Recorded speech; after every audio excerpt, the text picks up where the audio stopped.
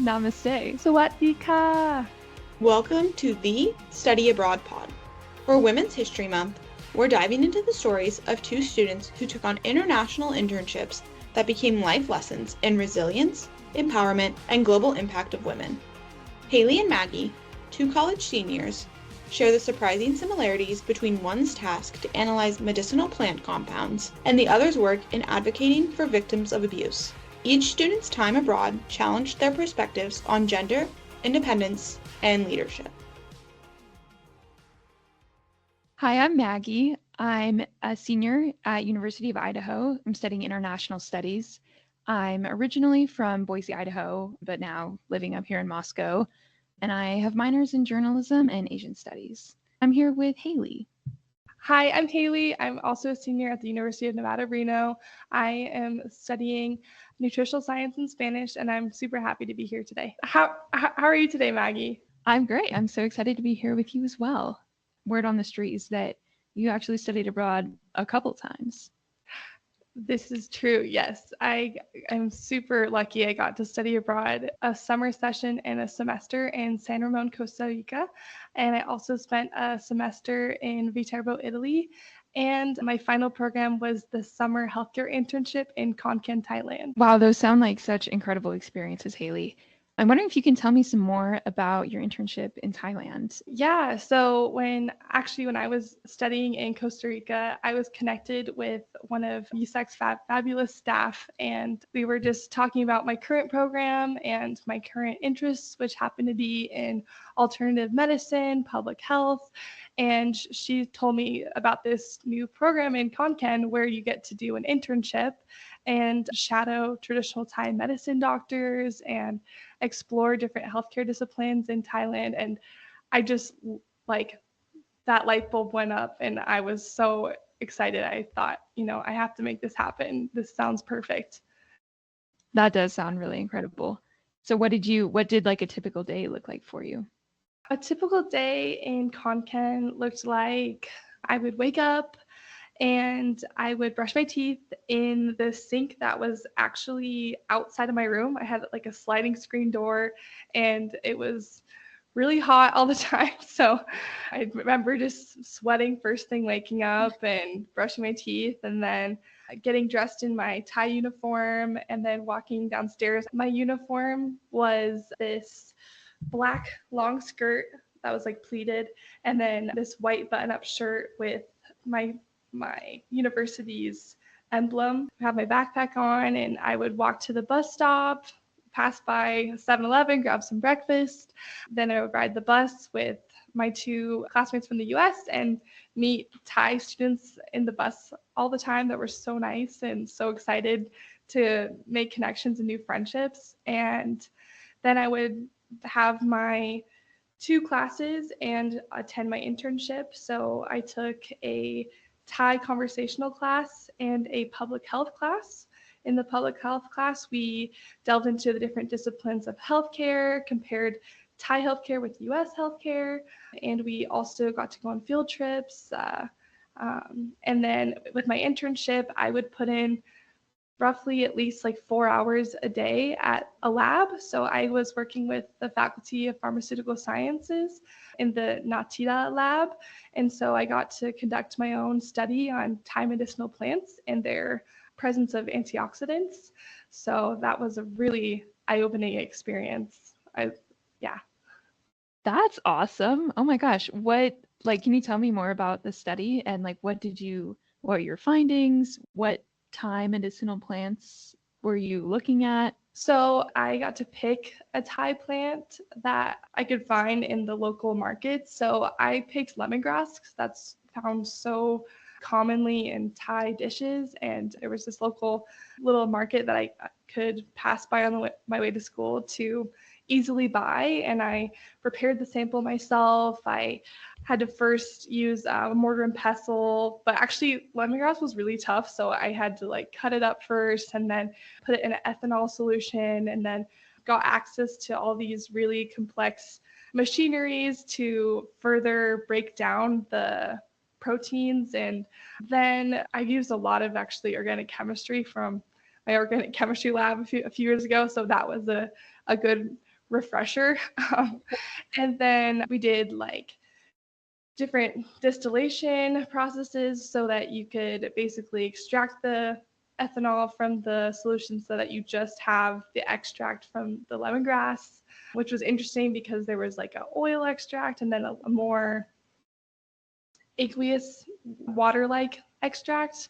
And then we did this experiment called FRAP, and it's the ferrous reaction antioxidant potential test. And that test basically allows you to test the presence of antioxidants in a sample. And so it was honestly so out of my comfort zone, but I was with such a great team that they helped me basically plan my entire study. And I would think I would get something done by the second week, and it took me till the fourth week. I was really grateful for my team of Thai professors and Thai PhD mentors. They were really the highlight of my experience. They really just gave me such a nourishing environment to feel more competent and confident in the research world. Before going to that internship, I was super intimidated by that realm, but it was always something I wanted to, have more of a ability in. So yeah. That sounds incredible. Wow. And during my study abroad in India, there was a lot of focus on those traditional medicines, which is really interesting. Were there any like culture shocks that you noticed, like specifically in the lab? Yes, so many. It was honestly a breath of fresh air. I don't get very many opportunities to get exposure to alternative medicine here in the United States and in such a widely accepted way. So within the lab, almost everyone on my floor was working on different research to prove the activity of phytochemical of a medicinal plant. So they're trying to connect that spiritual reasoning of traditional medicine in a scientific evidence-based way. And it's just so incredibly, I guess, integrated and not ever questioned its place in healthcare and medicine, which was just so encouraging for me. And on top of that, there was just such a spiritual integration into the research world. I remember one day they had monks come into the lab to bless the animals being tested, which was just mind-blowing to me to see that crossover, I guess. So that was really cool. And then there's like Buddhist artifacts and writing over each door in the labs. Well, that sounds like such an interesting cultural dynamic, and I definitely saw some of that present in India as well. Can you share more about like what field trips you went on while you were doing your internship? Yeah, we got to go to the pediatric cancer wing to do music therapy, which was really heavy, but I felt really grateful to support these kids going through a lot. We also got the opportunity to go on a field trip with the international college. So it was about 50 students from Myanmar, Indonesia, China, Thailand, and then us three from the US. And and I almost forgot Cambodia. And it was just so cool to go to a province nearby, and we ended up staying with host families for a night, and they had been preparing this event for over 3 months. They were so incredibly excited to have us there to share their culture, and so they made us amazing food. They had dance performances. They did a sacred ceremony to bless us, and we got to do almsgiving the next morning, which is when you offer food to the monks, and they like dressed us in traditional Thai clothing. And then it was also on top of just getting that exposure to that specific community, we were all sharing culture between the 6 countries that we represented. And so it was just so much cultural exchange, like more than I've ever had the experience of in 24 hours. And one of the coolest takeaways, that was probably one of my favorite weekends. The coolest takeaways from that weekend was just how present and energized everyone was there. Like I never felt judged. I never felt weird. Like everyone was so accepting and loving, and we just felt like family within hours, you know? So that was a really special field trip I got to do. Wow, that sounds like such like an emotionally important experience that you had. Were there any like emotional downs that you experienced during your internship? I was really fortunate, and I felt like my soul just really resonated with the culture and mindset of Thai society. Like the collective mindset is just so special. I felt always thought of and considered, and people would always be reaching out to me asking, hey, do you want to go to a market, do you want to get food, or how are you doing, are you okay, I think a lot of times, like especially the research world can be really competitive and cutthroat, and there it wasn't like that at all. Everyone would share what they're working on. They would help each other out. They wouldn't be you know annoyed at someone for not knowing something. They would just take the time and patience to help them understand. And so I think that really just warmed my heart so much. And it makes me miss Thailand to this day and consider going back maybe. So I think just that comparison of society lifestyles was kind of hard to realize, but also it's a good problem to have. I met several people from Thailand during my study abroad as well, and I can totally attest to the fact that they are such a warm culture, even in just like the day that I spent with these people from Thailand. I can imagine that you had a really warming experience while you were there. How did this apply to your major or impact your academics? Great question. So this program, I was able to get 7 credits, 1 credit for my Thai class, 3 credits for my public health class, and 3 credits for my research assistantship. So they counted as 400 level public health capstone classes. And then my Thai class, I think, was a 100 level world languages class. I want to be a lifelong learner, and there's just so many areas of study that interest me. And so I couldn't pass up this opportunity. But I think it would be incredibly beneficial for other students that need those upper division electives and to get that research experience, especially internationally. What a amazing opportunity. Yeah, totally. My family motto is take advantage of every opportunity. My mom will be proud that I said that on here. Yes, I agree with that statement. Absolutely. Can you tell me about what your experience was as a woman in your internship, and maybe we can go from there? Yeah, definitely. I was so in awe of the women I met in my program and in my entire time in Thailand, that they were so strong and driven and compassionate and warm still. So I think they were incredibly inspiring, and I never felt, judged for my gender during my time in Thailand. Something interesting about Thai language is normally the male sex, or if you identify as male, they would say krup at the end of every sentence.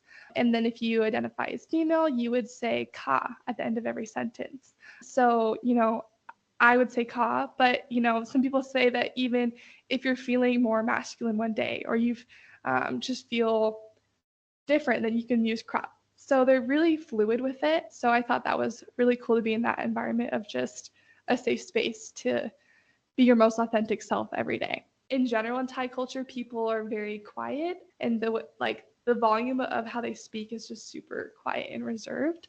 Something also kind of cute about Thai culture I wanted to mention was that they love taking selfies. I have so many selfies with my Thai friends and international friends too, but that was something they really prioritized, which was really sweet.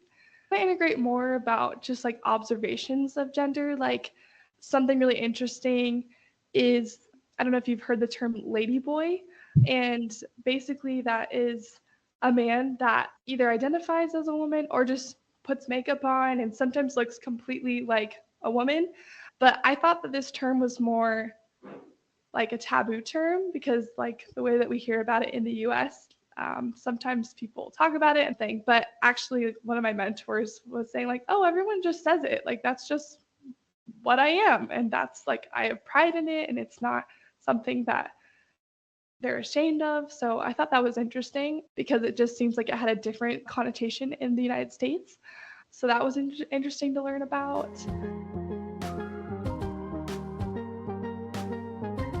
Okay, it's your turn.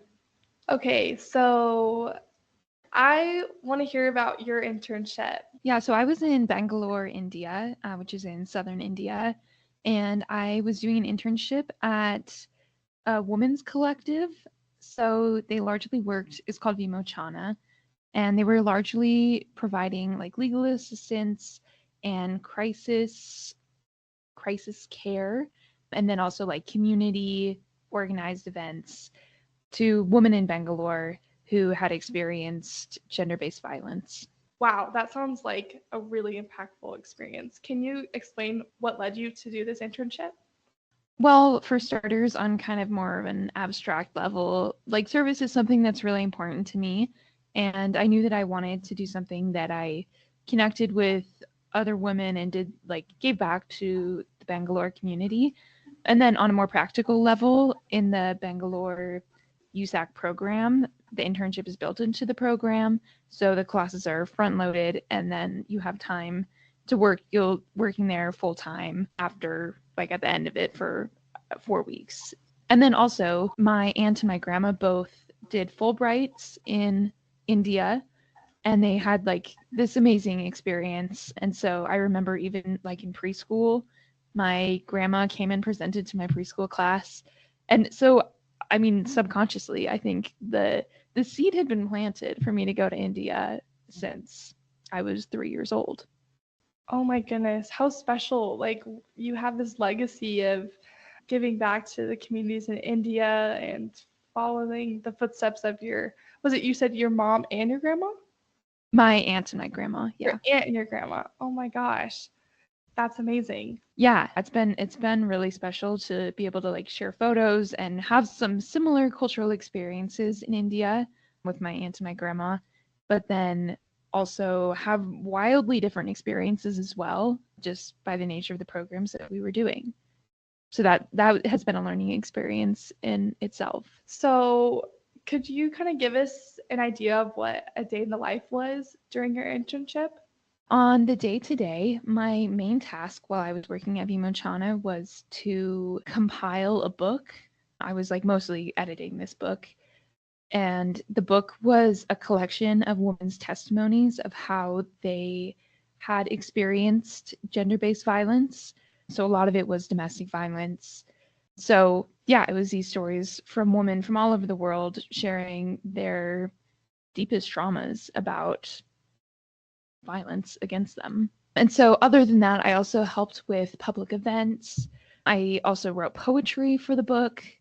And also, one of my favorite parts was we just kind of had chats with the other interns and the founder of Vimochana. Her name's Kareen Kumar. She is 80 years old and like 4 feet 2 inches and just the most fiery person I've ever met, honestly. So, and very knowledgeable. And she really liked to challenge the norms of India. So we'd have conversations about challenging our assumptions as Americans of India, challenging her assumptions, and learning from each other. Wow, she sounds like an incredible woman. And even the fact that you decided to be part of this nonprofit is such a like beautiful testament to like sisterhood and supporting fellow women. I can't imagine the impacts and what a growing space that was, especially if you're constantly talking and challenging current norms. Wow. Yeah, and you're so right, actually. I was trying to think of what word I could use to describe it, and I think sisterhood is actually the exact perfect word, because it like reading these testimonies that these women had written, you get like a sense of camaraderie with these women, and especially editing their work. I mean, that's such a personal thing. And so I think you're right, like it is a sense of sisterhood. Yeah, and how special to help people share their truth too, and the fact that that's going to connect to people that haven't shared their truth and make them feel less alone. Oh, like my heart, that is just so incredibly impactful. Yeah, it was very impactful. Yeah. So Maggie, could you talk about some of the stressors that you faced during this internship? So by the time that I did my internship, I had already been living in India for like 2 months, 2 to 3 months. So I felt like I was like starting to get a handle on some of the cultural differences, especially just like the everyday cultural differences, but and the language barrier, like learning how to communicate cross culturally. However, I didn't know how to navigate these cultural differences in writing. And as a writer myself, especially being formally trained in journalism, we focus on always being clear and concise. Those are like two of the pillars of good journalism. But that's not the case for every other culture, including India. There, it's more of a reader responsible culture than a writer responsible culture. So, a reader responsible culture is one where it places the onus on the reader to figure it out. And then a writer responsible culture is where it places the onus on the writer to be completely clear and concise in everything that they're talking about. And so India is a more reader responsible culture, while my formal training in the US in writing has been focused on a writer responsible culture. So that was a big cultural difference. I honestly didn't even consciously know that at the time. So but I was learning it hands on for sure. And then also like navigating using British English and British spellings for things because India uses British English. I learned a lot about being a good editor. And then another cultural difference that I noticed from working there is it's definitely a more unstructured work environment. Not necessarily unorganized, but here I have like everything. I have like my to-do lists from my supervisor and emails, and everything is like exactly laid out, which I think is a very American work style. But in India, it was, at least working at Bhimachana, it was much more unstructured, which I think is kind of a general thing in India as well. Like it's just there's less focus on structure. And it was also much more analog. Here I sit behind a computer for 8 hours a day. But there I was, believe it or not, I was writing with a pen and paper, which was crazy because I don't do that ever anymore. Oh, how did it feel to be writing instead of, digital everything? Frankly, at first it was a challenge. I feel so Gen Z saying that like writing with a pen is like a difficult thing. But I think especially because I was contributing poetry, I was able to maybe connect with the words in a different way. I think that's so fantastic. In my hobby free time, I love to write. I had a journal in my studies abroad, and I honestly am very envious of your area of study. And I can't imagine how beneficial that was for you to be able to gain a more global perspective of how things are perceived in writing. Yeah, I totally agree. First of all, talking about journaling, that's like my biggest advice for anybody thinking about studying abroad or currently studying abroad is to totally keep a journal. Not even just like for the memories, but I think it also helps you reflect while you're there. And then also back to what you were saying about learning to write for a different audience. I think that is so relevant, even if you're not a writer, or even if you're not writing for a global audience or like a wildly different audience. I know that even in Idaho, where I'm from and who I generally write to as an audience, there's still cultural differences between urban and rural, or somebody who's lived in Idaho for 20 years or somebody who just moved here. So I think it's really important to know how to, and it strengthened my ability to write for a diverse audience, even if it's not as diverse as 8,000 miles away. I think one of the biggest challenges of this internship was day after day to read the most horrific things that had ever happened to hundreds of women, especially in the society that I was currently living in.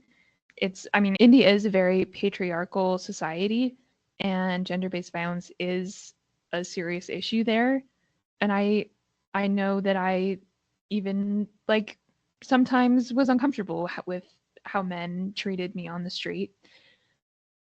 And so, yeah, reading these stories day after day was definitely mentally draining and emotionally draining as well. So one of the other challenges that I faced was in editing these testimonies.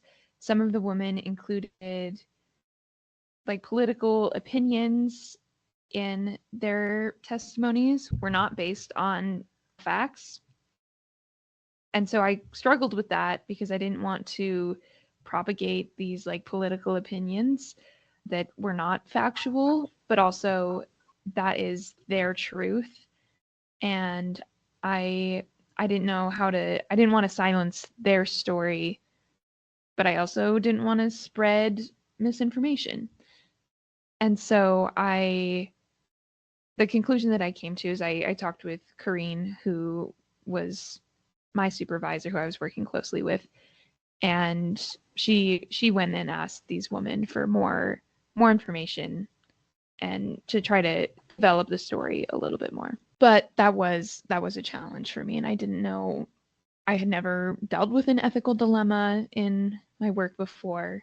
Wow, that sounds pretty challenging, and it sounds like you handled it in a really appropriate way. I'm sure that it won't be the last time that you encounter certain ethical challenges in your career, and I'm sure that it helped you to have that experience. Yeah, no, definitely. Yeah. Okay, I'm loving hearing about your experience. Oh my gosh. Could you talk about some periods of joy during your experience? I would say that one of my biggest joys was how fulfilling the experience was in general.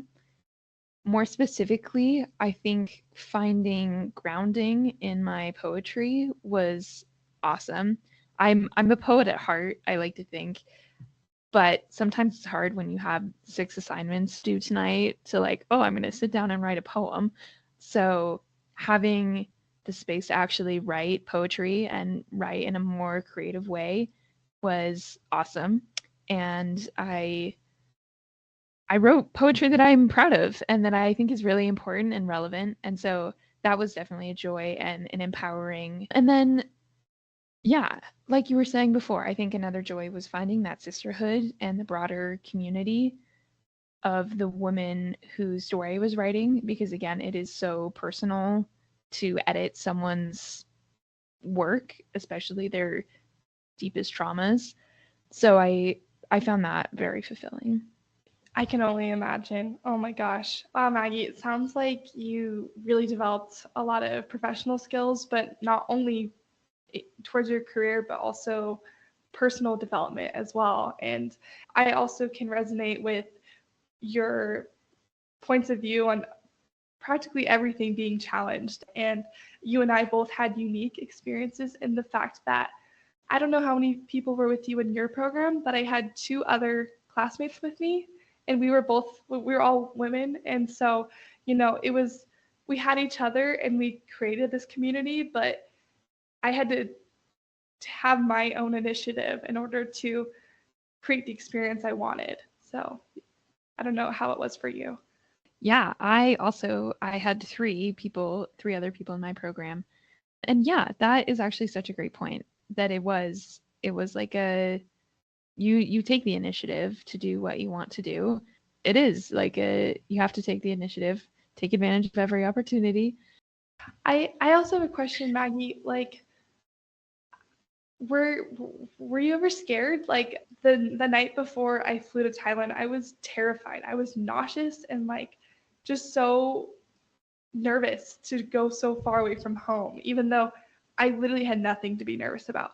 But I just wonder because I know a lot of women are afraid of traveling, especially in such an independent context. But I think we need more of it personally. But please let me know what you think. Yeah, I think I also, yes, was very nervous, and it almost, I mean, it didn't quite feel real until I landed there. And then that's when I was nervous. And I don't think it's unfounded for a woman to be nervous about traveling abroad, especially in like in India. Yeah, there are concerns with women and men dynamics. And so it was empowering though that I'm a strong woman and I can do it. And I developed a lot of independence, especially given that, like we said, there was 2 to 3 other people in our cohorts. And so it forced me to develop a lot of independence and self-reliance and discover a lot about myself that I wouldn't have experienced in a different study abroad program. Absolutely. I have no doubt that you are an incredible independent woman. Haley and I, we both did internships while we were abroad. And since it's Women's History Month, we wanted to recognize the powerful mentorship of the women that we worked with while we were abroad. Absolutely. The majority of the leadership throughout my program and throughout my research assistantship was women-led. And I was just so impressed with their accomplishments, with their dedication to their work, and also how warm and compassionate and inspiring they were. I feel like sometimes it's really a competitive space in the leadership world for women, and sometimes we have to be more cold, and we feel the need to be more cold and direct in order to get the respect and make sure that we're being treated the same as our male counterparts. And so I just felt really grateful that I could have that warmth in the leadership of my female mentors, and that they felt able to have that energy in that environment. I think that the women in leadership were able to have that compassion and warmth and still take charge and express when something needs to be addressed in a direct manner, but still have not this cutthroat approach to it. That sounds incredible. Yes, absolutely. I definitely want to give a shout out to my resident director, Joom. She is wonderful. She knows so many people and she has so many stories, and was just such a supportive director to me and my two classmates. So I really appreciated her. And then in my research assistantship, the Natida lab is named after Natida, my professor, which in Thai they say Ajan for professor. So she goes by Ajan Jo. Something interesting about Thai names, they're usually longer, so they have a nickname that's like one syllable. So her first name's Natida, but she goes by Jo. And Ajan Jo,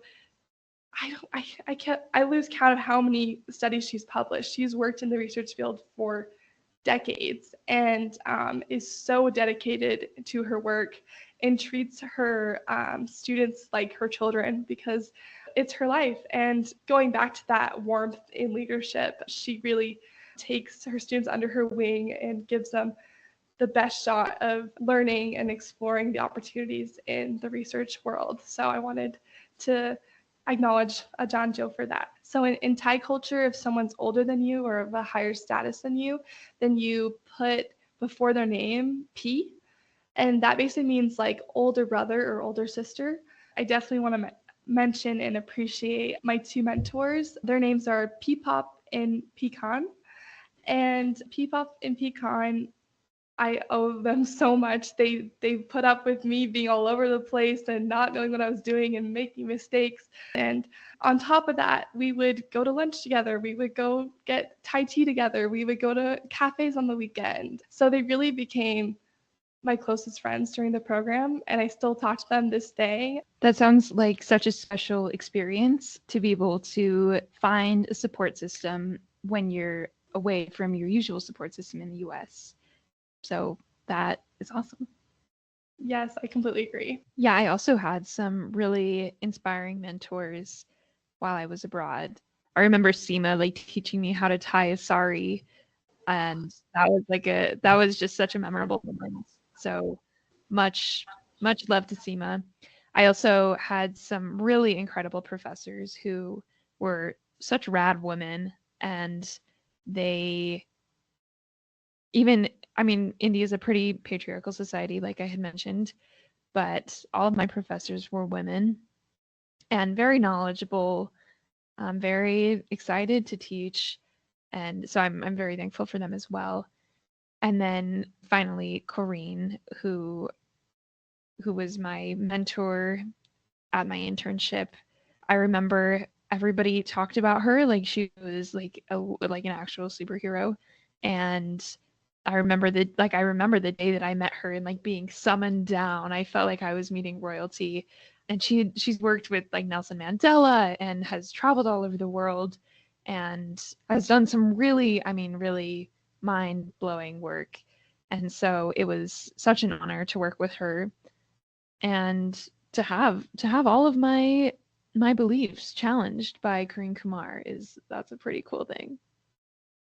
Absolutely. Oh my gosh. That we're so lucky to have met all these incredible women, and I have no doubt that we're both gonna keep them in our hearts and continue to be inspired by them in what we do in the future. Yes. Couldn't have said it better myself. Yeah. Do you have any plans to travel back to Southeast Asia anytime soon? I really hope so. Right now, I don't have any current plans, but I know I need to see my friends again. We still talk like almost on a weekly basis, and I love to hear about what they're doing. One of my PhD mentors is now graduated and a professor at the university, so I'm really happy for him. And actually, it was really cool. They had mentioned to me if I ever want to come back for a master's or PhD that they would love to have me again. So who knows, if I want to go down that path, that's an option. So that's awesome. Wow. Yeah. What about you, Maggie? What are your next steps? Next question? No. My plan currently is to move to DC in August. So we'll see. Things are shifting around a little bit there right now, but I'm hoping to live the big DC life come this fall. That's so exciting. Oh my gosh. Well, I wish you all the best on your next adventure in DC. That's fantastic. Thank you. Well, Haley, it has been such a pleasure chatting with you today and learning about your experience. It sounds like you had a very fulfilling experience and got a unique angle on research. Likewise, I just feel so enriched by hearing about your experience and honestly so touched by it. It's been so nice talking to you, Maggie. This was just such a heartwarming conversation with you. Thank you again for sharing. Yeah, totally. Right back at you. Thank you for listening to the Study Abroad Pod, a podcast brought to you by the University Studies Abroad Consortium. Please listen, subscribe, and review us on Buzzsprout or wherever you get your podcasts. You can follow USAC on all your favorite social media channels at Study Abroad USAC. And if you have an idea for a future episode or want to learn more about study abroad, you can email us at studyabroad@usac.edu.